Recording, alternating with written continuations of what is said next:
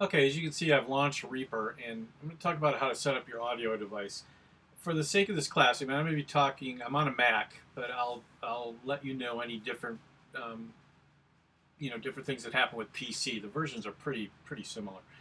I'm going to keep the audio very simple on this. I'm just going to use the desktop audio. But if you have an audio device, what you want to do is you want to go to Preferences under Reaper Preferences, and then you want to go down to Device.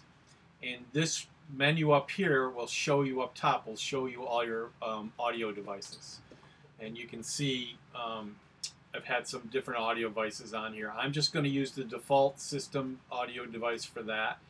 And then you also have sample rate and block size. And we're just going to, for now, leave it to the default. And understand that for block size, basically, Reaper calls it block size, but it's actually buffer size. And the lower the buffer or block size that you have, the less latency you're going to have. So if you're recording into a microphone, you're going to want to have as little latency as possible. And what latency a is basically if you record a sound, you're going to hear it back in your headphones fairly quickly if you have low latency. If you have a high latency and you're playing an instrument in your computer, in your headphones, you're not going to hear it in real time, and it's very difficult to record when you have high latency. So I would just keep them here. Sample size, basically what this is going to do is the larger the sample size, the better the quality of the audio. Problem is it's going to take up a lot more disk space, so I would keep it at 4,800 or 48,000 or even 41,000. We can just leave it as the defaults right here. If you have an audio device that's not showing up, okay, so we'll just cancel this. On Mac, you basically will go to Audio MIDI Setup.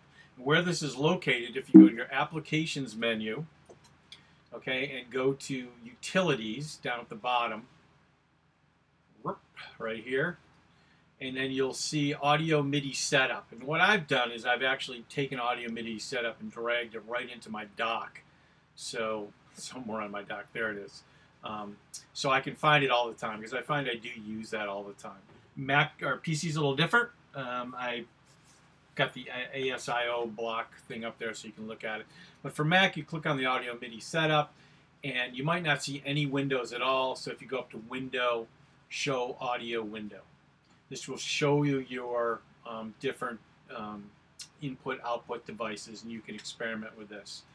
And there's a volume, everything else. Most of the time, if you have a system, you're using the system input-output. You can't mess around with the volume for the input, but you can with the output. Here's how you configure your speakers. And like I said, if you just keep that in your dock, you'll be able to access that all the time. So I talked about block size, yada, yada, yada. I think that's pretty much right now what we want to do as far as getting your audio set up. So make sure that Reaper is actually seeing your audio. Go to the preferences. And like I said, I've just set mine to default system preferences. So that's one of the first lessons.